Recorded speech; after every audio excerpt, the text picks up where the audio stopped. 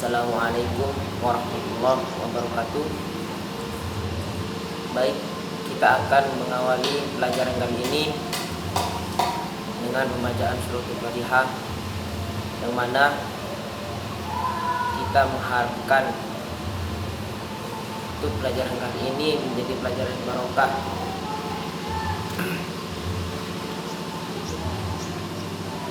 Hadratin Nabi Mustafa Sayyidina Muhammad sallallahu alaihi wasallam.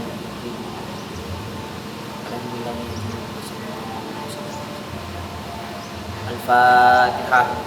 A'udzubillahi minasyaitonir rajim. Bismillahirrahmanirrahim. Alhamdulillahirabbil alamin.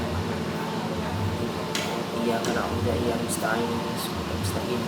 Shiratal ladzina an'amta 'alaihim ghairil maghdubi 'alaihim. Baik anak-anak, mari kita usahakan dahulu untuk supaya kegiatan belajar kita kali ini maksimal. Baik, jika sudah, mari kita akan belajar tentang eksplanasi. Pernahkah kalian memperhatikan proses terjadinya sesuatu atau proses membuat sesuatu, seperti proses terjadinya pelangi, proses terjadinya gerhana bulan, proses membuat tapai, atau proses yang lainnya? Proses-proses tersebut dipelajari dalam teks eksplanasi. Teks eksplanasi mempunyai fungsi sosial untuk menjelaskan bagaimana dan mengapa sesuatu dapat terjadi. Nah, teks eksplanasi dapat dipelajari melalui ragam lisan dan ragam tulisan. Pada bab ini kita akan mempelajari bagaimana mempelajari tentang pengertian teks eksplanasi.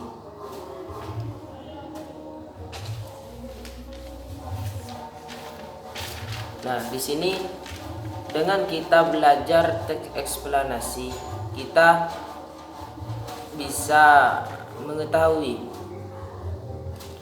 bagaimana sesuatu hal itu bisa terjadi. Seperti contoh nih, terjadinya tsunami. Nah, itu akan dijelaskan dengan detail di dalam teks eksplanasi. Tsunami itu seperti apa, bisa tingginya tsunami itu bisa setinggi berapa, seperti itu. Nah, kita memasuki penjelasan. Nah, di sini teks eksplanasi adalah teks yang berisi tentang proses-proses yang berhubungan dengan fenomena-fenomena alam, sosial, ilmu pengetahuan, dan budaya. Nah, jadi teks eksplanasi ini berisi tentang proses-proses yang terjadi tentang fenomena alam, sosial, ilmu pengetahuan, dan budaya. Nah, tujuan dari teks eksplanasi itu untuk menjelaskan bagaimana sesuatu itu bekerja atau memberikan pernyataan tentang bagaimana sesuatu itu bisa terjadi. Seperti itu. Nah, di sini teks eksplanasi memiliki ciri-ciri. Di sini ciri-cirinya ada 5 ciri-ciri. Yang pertama yaitu strukturnya, terdiri dari pernyataan umum. Urutan penjelasan dan penutup. Yang kedua yaitu memuat informasi berdasarkan fakta. Ketiga yaitu faktualnya, itu memuat informasi yang bersifat ilmiah. Yang keempat isinya bersifat informatif. Yang kelima, mengkaji tentang pengetahuan dan peristiwa-peristiwa. Nah, jadi ciri-cirinya teks eksplanasi ini terdapat 5 ciri-ciri. Kemudian di sini ada contohnya, yaitu terjadinya tsunami. Tsunami merupakan gelombang laut yang datang secara tiba-tiba dengan kecepatan yang tinggi yang menuju kawasan pantai, disebabkan karena aktivitas gunung berapi atau gempa di bawah laut. Saat gempa terjadi dan permukaan dasar laut naik turun di sepanjang patahan, maka saat itulah tsunami terbentuk.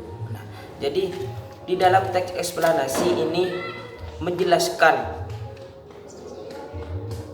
bagaimana sesuatu itu terjadi. Seperti contoh ini tsunami gitu.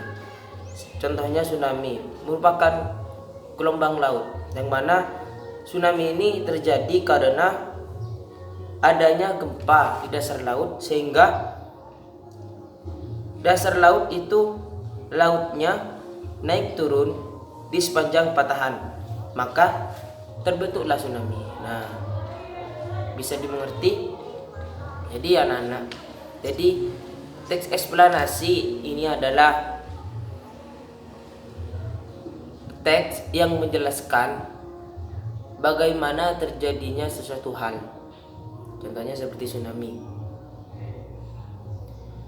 Nah, untuk kali ini kita akan meneruskan dengan kalian untuk mereview tentang eksplanasi, teks eksplanasi, atau membuat cerita